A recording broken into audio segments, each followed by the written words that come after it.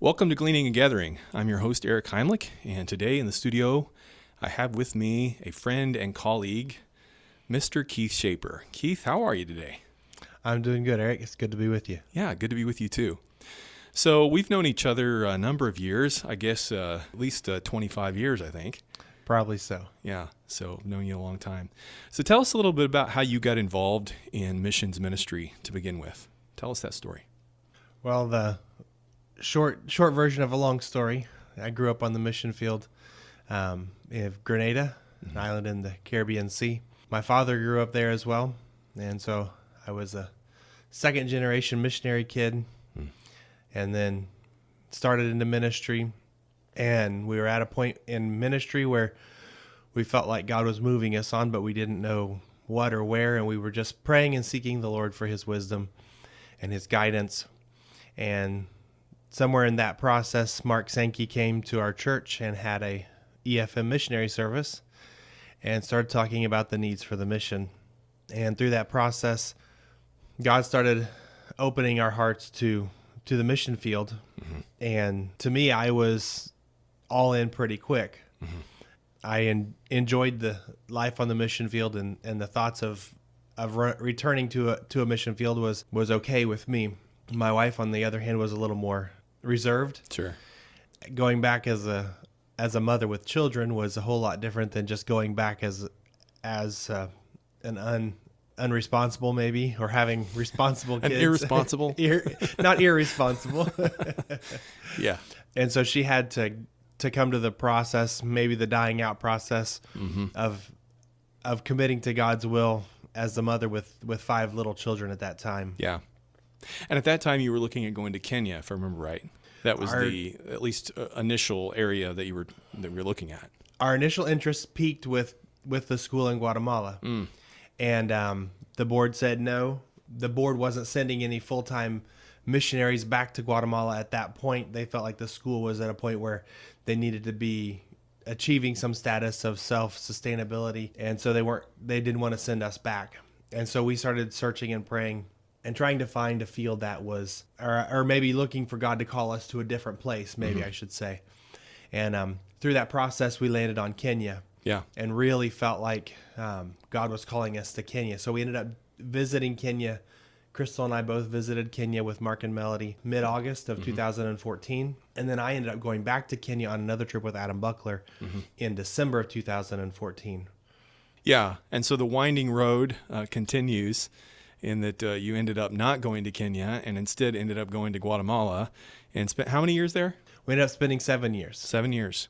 And so really, I mean, for the last 7 years until you came home, really sunk your life into this school ministry, developing the ministry there. Talk a little bit about that.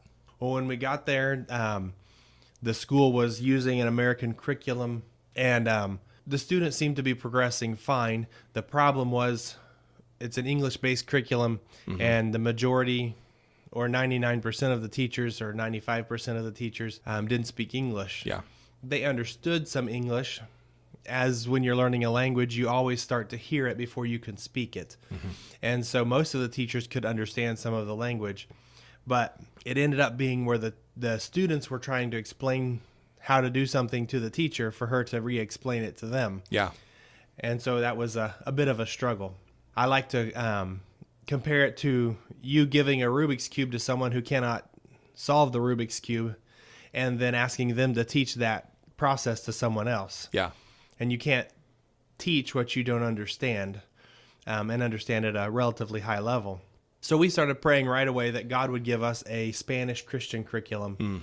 And our church in Kansas paid for us to bring the kids home for Oshaleta Youth Camp in the summer of 2017. And when we were home for that couple of weeks there, I got a call from our director in Guatemala, and she said, somebody came by with the Spanish Christian curriculum. Would we be interested? And I said, absolutely. We'd love to look at it, get all the material he'll leave with you, and make sure you have his contact information. So we ended up going through that process and reviewing the curriculum and deciding that we wanted to pursue that and change our curriculum. So we did that, and that year, end of December of 2017, when we were receiving that new material for the school, one of the editors, maybe the editor-in-chief, was delivering that material to our school. We were one of the first schools in Guatemala to start using it. Wow. And so I asked him about it, and he said in 2015, God laid it on his heart to start writing that curriculum. Wow. And that was around the time when Crystal and I started praying that God would provide us with a Christian Spanish curriculum for our students. It's amazing how God does that. Yeah. Puts the pieces of the puzzle together. So you led the church, the ministry there, the school especially, through an important point of development and really coming into their own. And so then came off of the field. November of 2021. 2021, okay. And so since then, you've been living here in Bedford and kind of transitioning into a new role. Talk a little bit about that. Well, when I talked to Brother Gibson about coming off the field, one of his first comments to me was, well, I'm not sure where the Lord's leading you or whatever. We'll be praying with you, but I wish you'd pray about coming to the home office and working with me. I could use your help. And so he gave me a list of ideas, speculative job options kind of thing. And he said, look through these and let's make something out of it that will fit you. And as you know, I enjoy people and I enjoy meeting people and talking to people. And somebody told me the other day that they thought I could have a conversation with anybody. Yeah. And so Brother Gibson decided to ask me to fill the role of a PR role, basically a donor relations role, where I'm meeting people and basically saying thank you. Mm-hmm. That's been enjoyable for me. I've enjoyed that process. It's been a struggle. Yeah. Coming home off the field and reverse culture shock is real. It is. And so that's been a process of figuring out what I needed to do and how I needed to do it and how I lived in these United States again. Yeah, and not only for you, but for your family too. I mean, they've spent the formative years of their life, these last 7 years, developing friendships and being in a place where, they've put their heart and soul into this. And now they're ripped away from all that and transplanted into this strange new place called Bedford, Indiana. Yes. That's been a challenge, I'm sure. Yes, it has been. Jaron and Ashlyn spent more of their life in Guatemala than in the States. Mm-hmm. So that was home. That was home. And Megan as well spent about half of her life in Guatemala at the point when we came home. Mm-hmm. So if you've been in ministry, you understand it doesn't take you long to live in a place when God has called you there to fall in love with the people. Yeah. Whether they're a place in the States or a place overseas somewhere and feel like that's home. And so it was a true heart-wrenching endeavor to pull the kids out. But we felt like that was God. That's what God was asking us to do. That's where God was calling us. Sure. And it's such a comforting feeling that you can rely on God's help during those times, because you can point back and say, God, I'm in your will. Yeah. I'm following your guidance. I need your help. And every time he comes through. Yeah, absolutely. So the new role that you're in right now, when I came on in 2015, one of the things that the board had asked me to do was to kind of begin to develop this area of donor development. And so had the privilege of going through 2.5 years of coaching with Zach Clark from Leadership and Development Coaching out of St. Louis, and learned a ton from him, and began to implement a plan. And God has blessed that here at EFM, and I'm thankful for that. But then as you came back, you began to take that hat off my hat rack more and more.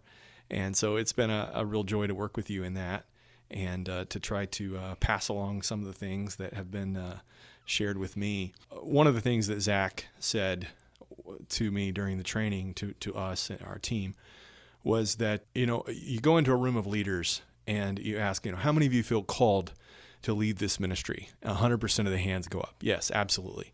And he said, now let me change the question just a little bit. How many of you feel called to steward the relationships with the people who will give the financial resources necessary to make the work that you're doing possible? Almost invariably, no one raises their hand because fundraising is a dirty word. And this whole idea that, I'm supposed to get out here and actually build relationships with people and steward those relationships well is just, it's got to be somebody else's work. It's just not for me.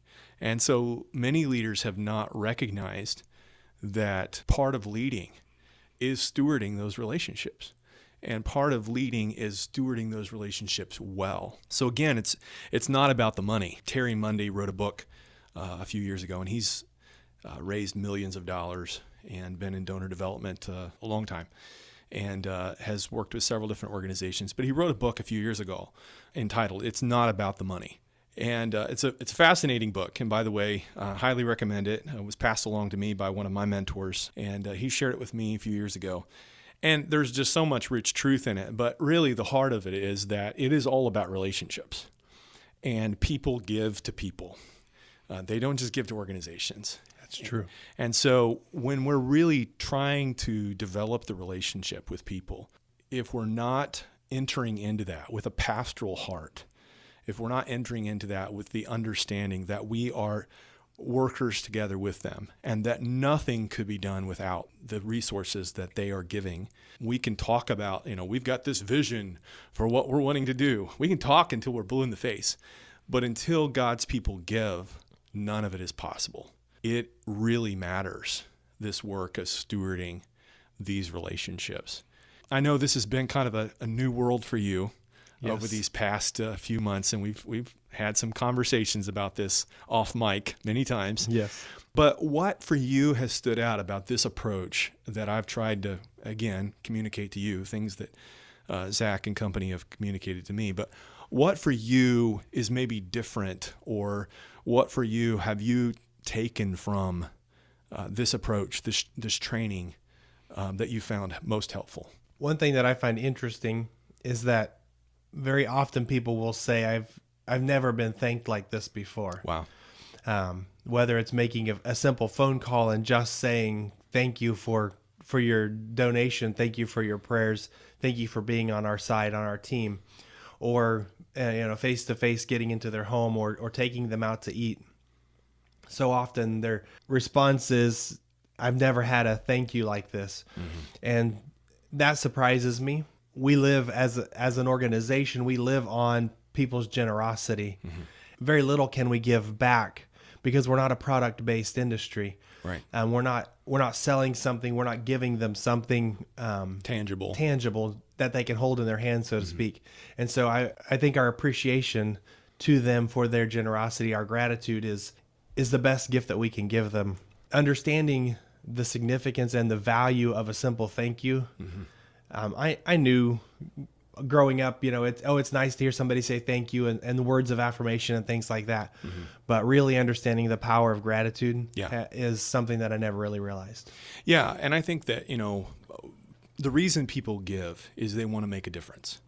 They want to make an impact. Right. And so that's the reason they give to begin with. And so when they give and then they just don't hear anything, they may not even hear thank you, and they don't hear anything at all. Wow, there's not a whole lot of incentive to do any more giving. But if they hear thank you, first of all, but then they also hear about the impact that their gift is making, and we make the direct correlation between you gave and because you gave, this happened, and they can see it. And we're not just talking about our drill, so to speak, but we're showing them the hole that it's made.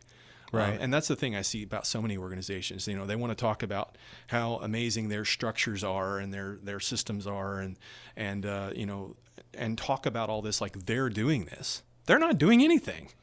It's the people that are giving that are doing right. it, and they're making it possible.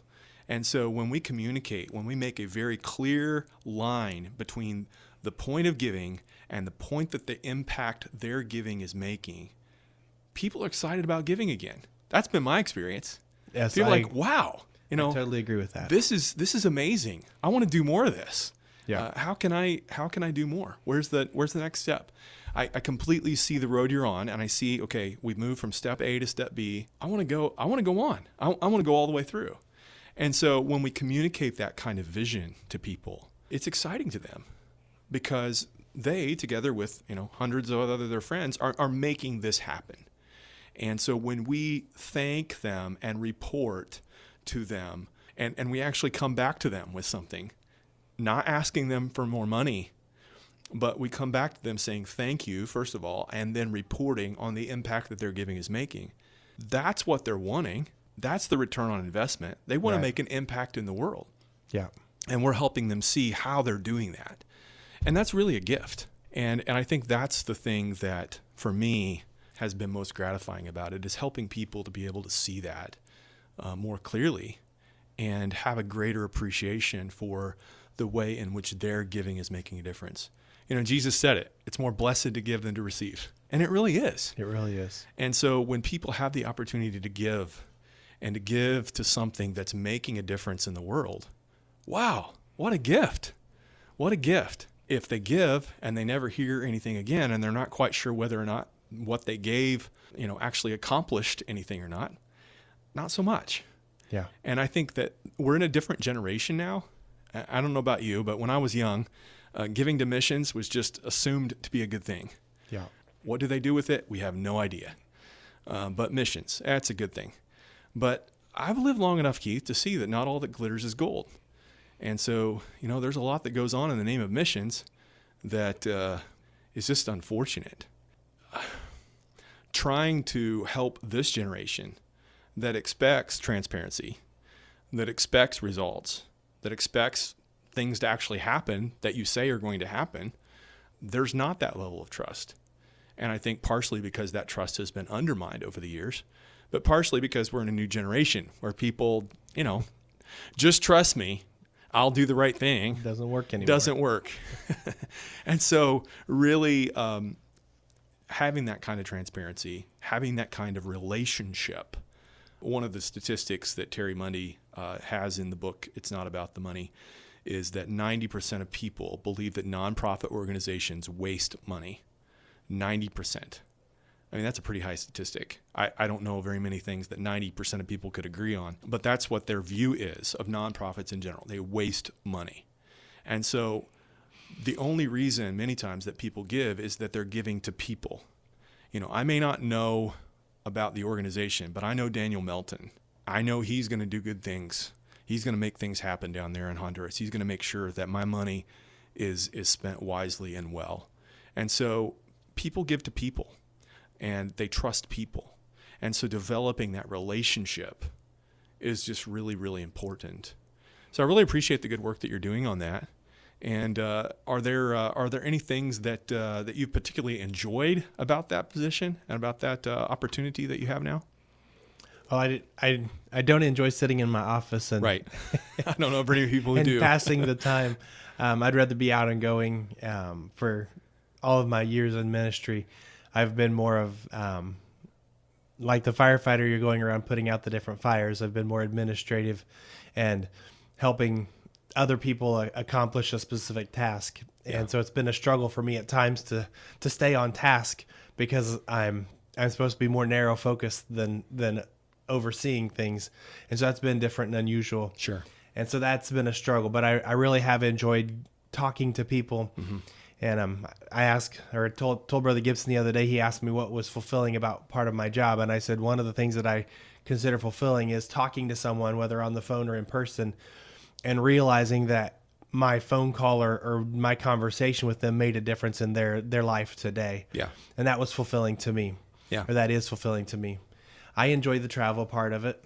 I like getting out and going and seeing the country and yeah. meeting new people and going to new places and seeing things I haven't seen before. And so I enjoy the travel side of it, and I enjoy meeting the people as well. Yeah.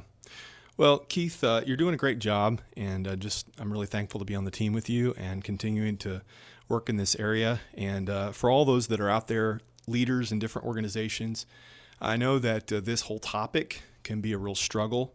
And I know for many people, fundraising is just kind of a bad word, and I think has gotten a really bad rap. But there are some great principles that I would highly encourage you to take a look at leadership and development coaching. And so my friend Zach Clark does some good work out there. I know there's others that are working in this area as well, but would highly recommend his resources and services. If you're interested in learning more, you can contact them. And if you have questions specific to things that we're talking about here, I'd be happy to continue the conversation with you as well personally. So feel free to reach out to me, ericheimlich@gmail.com. As always, thank you so much for taking time to listen to Gleaning and Gathering. I hope that there's something here that's been helpful to you, and appreciate you taking time to listen. For Gleaning and Gathering, God bless.